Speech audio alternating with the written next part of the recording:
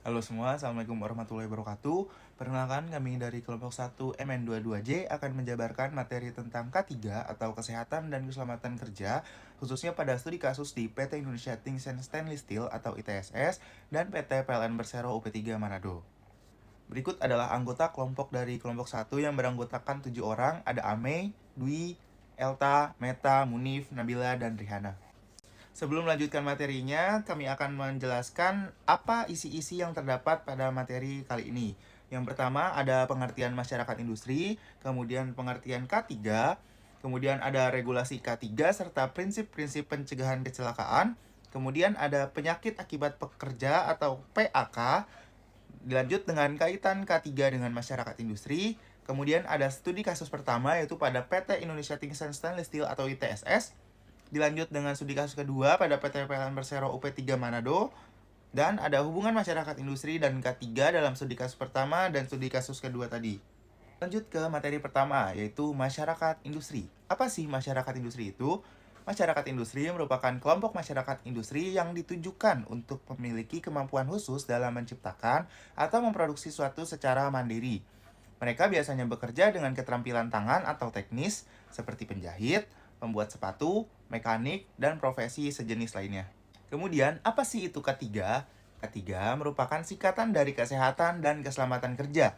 Menurut Mangkunegara pada tahun 2002, keselamatan dan kesehatan kerja merupakan konsep serta tindakan yang bertujuan untuk menjaga keutuhan dan kesejahteraan fisik maupun mental para pekerja secara khusus dan manusia secara umum, termasuk perlindungan terhadap hasil keriadaan, budaya, dalam rangka mewujudkan masyarakat yang adil dan sejahtera.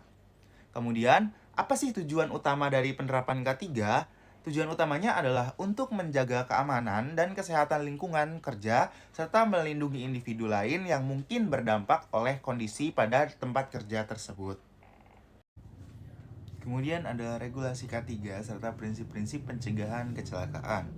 Yang pertama, salah satu peraturan yang mengatur mengenai K3 adalah UU Nomor 1 Tahun 1970 mengenai keselamatan kerja. UU ini mengatur dengan jelas tentang kewajiban pimpinan tempat kerja dan bekerja dalam melaksanakan keselamatan kerja. Kedua, ada identifikasi potensi bahaya yang merupakan salah satu cara dalam mencegah kecelakaan. Berdasarkan sumbernya, potensi bahaya dapat diklasifikasi menjadi 5, yaitu bahaya fisik, mekanik, elektrikal, kimia, dan biologis.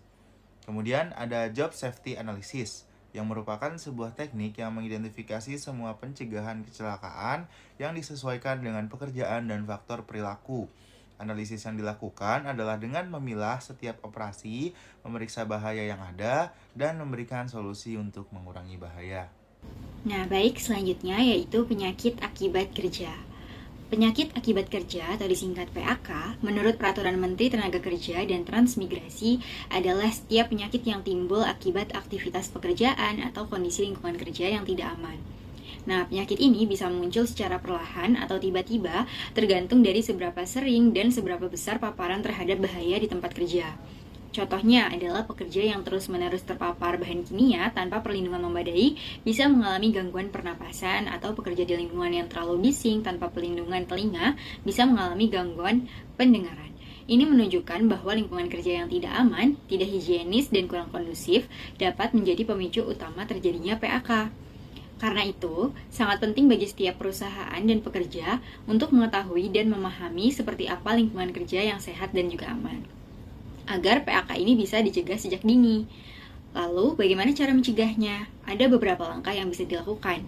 Yang pertama adalah selalu gunakan alat pelindung diri atau APD sesuai standar dan pakailah dengan benar secara terserta teratur, bukan hanya saat diawasi saja. Yang kedua, kenali resiko pekerjaan yang kita hadapi setiap hari. Dengan memahami potensi bahaya, kita bisa mengambil tindakan pencegahan sebelum hal yang tidak diinginkan terjadi. Yang ketiga, jika terjadi luka atau gangguan kesehatan saat bekerja, segera cari pertolongan medis. Jangan menunda, karena luka kecil sekalipun bisa menjadi serius jika tidak segera ditangani. Jadi, kesadaran akan pentingnya K3 ini tidak hanya datang dari perusahaan, tapi juga dari pekerja itu sendiri. Mencegah lebih baik daripada mengobati, apalagi jika menyangkut keselamatan jiwa dan kesehatan jangka panjang. Selanjutnya, yaitu kaitan K3 dengan masyarakat industri. Keselamatan dan kesehatan kerja atau K3 tidak hanya penting bagi pekerja di lingkungan industri, tapi juga berkaitan langsung dengan masyarakat luas. Ada 4 aspek utama yang menunjukkan betapa eratnya hubungan antara K3 dan masyarakat industri. Yang pertama adalah perlindungan tenaga kerja. Di masyarakat industri, para pekerja berada dalam lingkungan yang memiliki banyak resiko, seperti alat berat, bahan kimia, dan kondisi kerja yang ekstrim. Oleh karena itu, penerapan K3 menjadi penting untuk menjamin hak setiap pekerja atas keselamatan selama bekerja. Tanpa sistem K3 yang baik, kecelakaan bisa terjadi kapan saja dan merugikan tidak hanya individu, tapi juga operasional perusahaan secara keseluruhan. Yang kedua adalah tanggung jawab sosial perusahaan atau CSR. Setiap perusahaan memiliki tanggung jawab sosial terhadap para pekerja dan lingkungan sekitarnya. Salah satu bentuk tanggung jawab itu adalah memastikan bahwa sistem K3 diterapkan secara konsisten. Artinya, perusahaan tidak hanya fokus pada keuntungan, tapi juga berkomitmen terhadap kesejahteraan dan keamanan seluruh pemangku kepentingan termasuk masyarakat sekitar. Yang ketiga adalah produktivitas dan kinerja. Penelitian menunjukkan bahwa perusahaan yang menerapkan K3 dengan baik akan mengalami peningkatan produktivitas. Mengapa? Karena ketika pekerja tersebut merasa aman dan nyaman, mereka bisa bekerja dengan lebih fokus, efisien, dan minim gangguan. Dengan kata lain, K3 ini bukan beban, tapi investasi produktivitas. Nah, yang keempat adalah kualitas hidup masyarakat sekitar. Penerapan K3 yang buruk ini bisa menimbulkan dampak serius bagi masyarakat di sekitar kawasan industri. Misalnya, pencemaran udara akibat kebocoran gas, ledakan, atau limbah yang tidak terkelola dengan baik. Oleh sebab itu, penerapan K3 ini bukan hanya untuk internal perusahaan, tetapi juga berfungsi untuk menjaga keamanan dan kualitas hidup masyarakat umum. Jadi, bisa disimpulkan bahwa K3 bukan sekedar kewajiban legal atau formalitas, melainkan bagian penting dari budaya industri yang sehat dan berkelanjutan, baik untuk pekerja, perusahaan, maupun masyarakat luas. Baik, untuk selanjutnya saya akan menjelaskan mengenai studi kasus pertama, yaitu dari kecelakaan kerja yang terjadi di PT Indonesia Morowali Industrial Park atau PT IMIP terhadap keselamatan pekerjanya yang ada di PT Indonesia Tinsan Stainless Steel atau ITSS. Jurnal ini terbit pada tahun 2024 bulan Mei, dan juga jurnal yang kedua itu saya ambil dari pelanggaran kesehatan dan keselamatan kerja atau K3 untuk studi kasus ledakan tungku smelter pengolahan nikel di PT ITSS, dan ini terbit pada tahun 2024 bulan September. Baik, saya akan menjelaskan mengenai kronologi kecelakaan kerja yang terjadi di PT ITSS. Untuk waktu kejadian ini terjadi pada tanggal 24 Desember 2023, di mana saat itu setengah 4 pagi sejumlah pekerja teknis ini mulai berada di sekitaran area tungku smelter, dan beberapa mereka melakukan pengelasan dan juga pemasangan pelat. Nah, sementara yang lainnya itu mengawasi di sekitar area 3 meter dari tungku itu sendiri. Nah, sekitar setengah 6 pagi terjadi letupan dahsyat ketika material bekas atau slide-nya itu atau taraknya itu meledak saat pengelasan, dan membuat dinding tungkunya itu runtuh. Dan tumpahan selap panasnya ini mereka bersentuhan dengan bahan-bahan yang memang mudah terbakar di area lokasinya. Dan ledakan ini menurut versi awalnya itu memicu ledakan dikarenakan ada tabung oksigen di sekitarnya. Walaupun investigasi selanjutnya itu menyebutkan bahwa tidak adanya ledakan pada tabung oksigen. Ledakan ini memicu kebakaran yang sangat cepat, apinya sangat menyebar karena banyak sekali area-area atau bahan-bahan yang mudah terbakar. Nah, pada jam 9-nya itu, jam 9 pagi, PT ini berhasil menjinakkan api dan memadamkan kebakaran di tempat sesuai kejadian tersebut. Nah, untuk data korbannya itu sendiri, mereka ternyata memakan sebanyak 18 korban atau orang yang meninggal, di mana 10-nya itu adalah tenaga kerja Indonesia dan 8-nya itu adalah tenaga kerja asing, dan kebanyakan berasal dari Cina. Juga ada beberapa korban luka-luka sebanyak 33 orang. Untuk investigasi selanjutnya itu dilakukan oleh Polres Morowali, Bareksim, tim Inavis, DVI, dan juga Labstol Makassar untuk penyelidikan lebih dalam. Dan kasus ini tuh terjadi setelah dianalisis karena mereka itu melakukan kelalaian K3, di mana para pekerjanya ini harus melakukan penggunaan APD yang sangat lengkap dan juga sesuai dengan standar, tapi ternyata mereka ini tidak menggunakan APD yang lengkap karena mereka berhadapan dengan situasi atau lokasi kejadian yang sangat ekstrim panasnya. Mereka ini hanya menggunakan pakaian biasa, tidak sesuai dengan standar keselamatan kerja yang mengharuskan mereka itu memakai bahan yang tahan api, bahan pakaian yang tahan api atau fire aluminized suit. Nah, mereka ini tidak menggunakan APD tersebut sehingga sangat membahayakan dan memakan korban jiwa. Lalu untuk selanjutnya, ini merupakan salah satu proses dari pertanggungjawaban hukum atas kecelakaan kerja yang terjadi di PT ITSS. Untuk identifikasi dan penetapan tersangka, polisi ini menetapkan TKA Cina, di mana mereka merupakan atasan, yaitu supervisor, yang dituding melakukan pemotongan dinding tungku yang tidak sesuai dengan standar operation pekerja tersebut saat melakukan perbaikan. Mereka juga diklaim mengambil cangkang tungku dengan cara yang melanggar prosedur sehingga bisa memicu ledakan. Dari hasil investigasi awal tersebut menunjukkan bahwa bagian di bawah tungku itu masih berisi cairan pemicu ledakan. Tim teknis mereka melakukan pemotongan dan pengelasan tanpa mematikan sistem terlebih dahulu, sehingga terjadilah kebocoran cairan tersebut dipicu karena kontak dengan tabung oksigen yang menyebabkan ledakan yang beruntun. Nah, selanjutnya mengenai peristiwa mengenai after dari peristiwa kecelakaan ini. Untuk dari perusahaan itu sendiri, mereka memberikan santunan dan juga kompensasi kepada korban. Mereka telah menanggung semua biaya dari perawatan korban, evakuasi dan pemulangan jenazah, serta kompensasi sesuai dengan tunjangan BPJS dan aturan dari Ketenagakerjaan. Nah, PT IMIP sendiri itu mengumumkan penanggung-jawabannya melalui kanal resminya, karena memang berita ini saat itu sangat viral di media sosial dan juga banyak sekali media yang meliput seperti itu.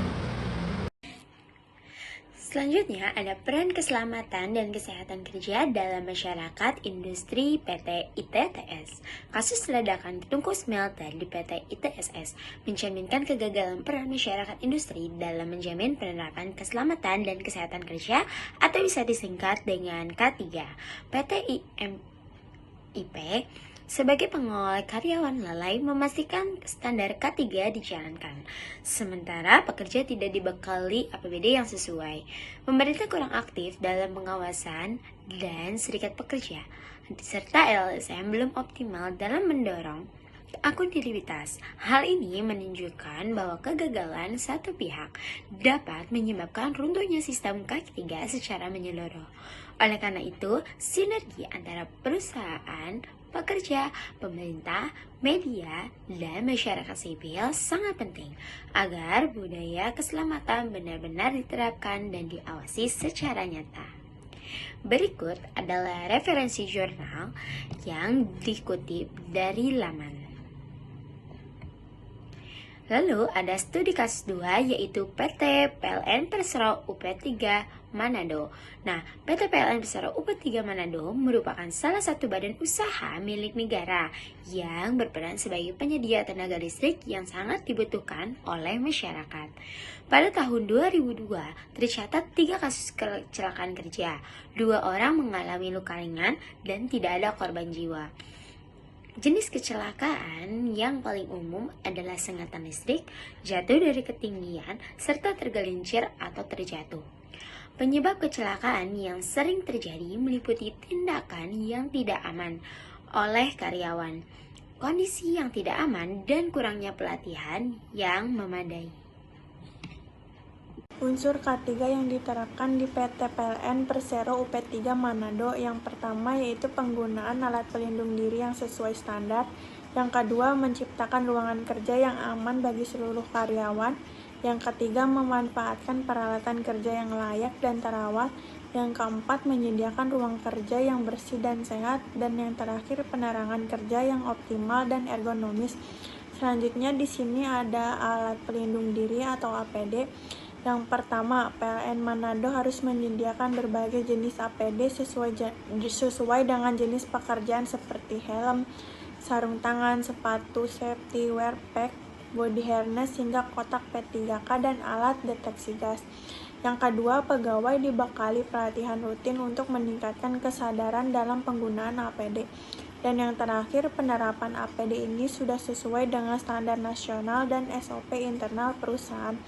Selanjutnya di sini ada ruang kerja yang aman.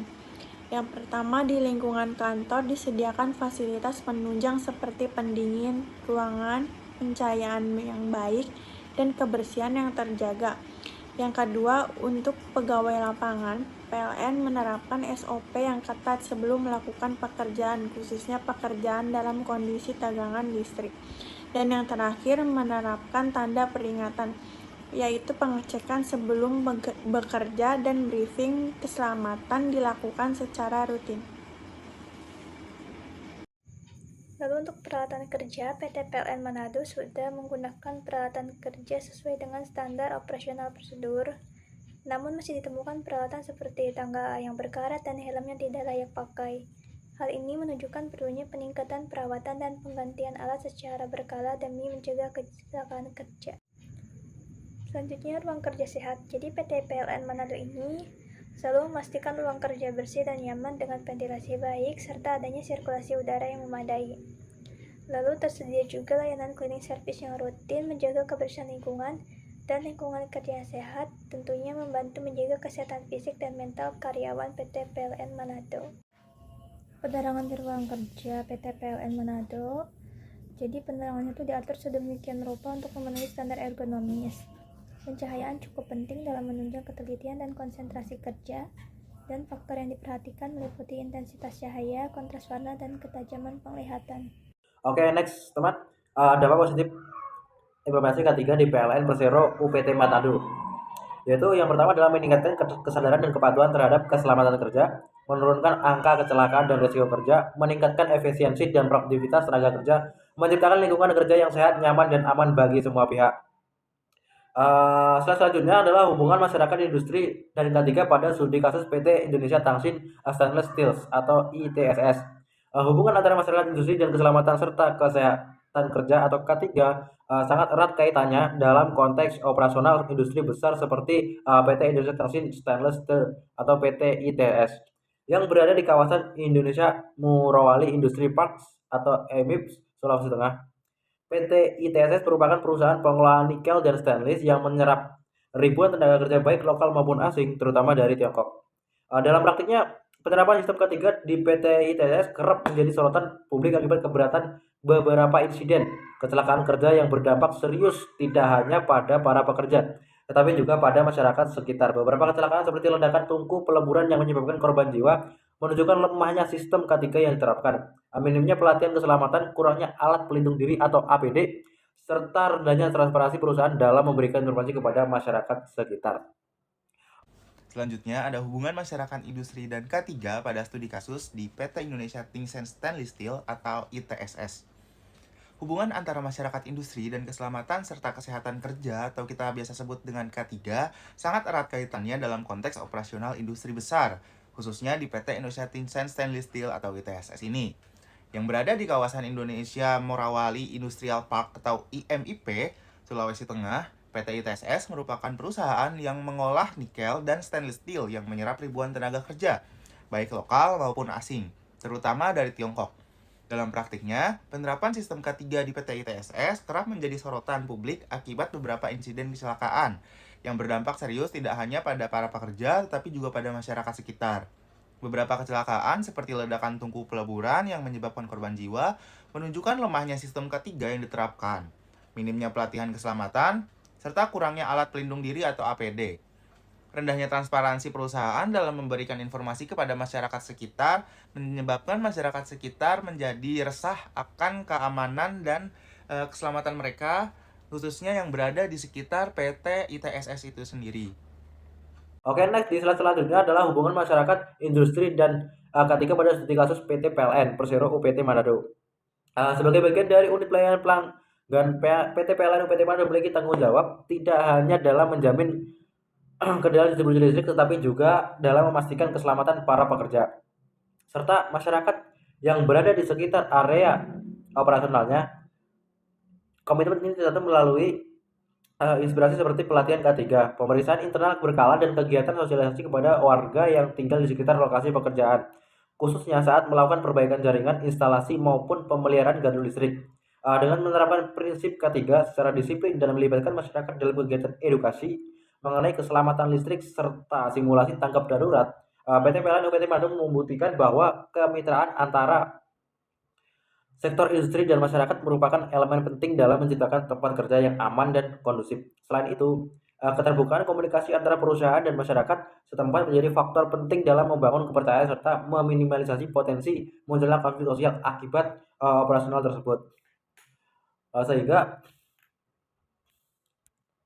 oke, terima kasih teman-teman. Presentasi kali ini kami tutup. Sekian dari kami, ada kurang lebihnya mohon maaf. Wabillahi taufiq wal hidayah. Wassalamualaikum warahmatullahi wabarakatuh. Sampai berjumpa kembali, friend. Thank you.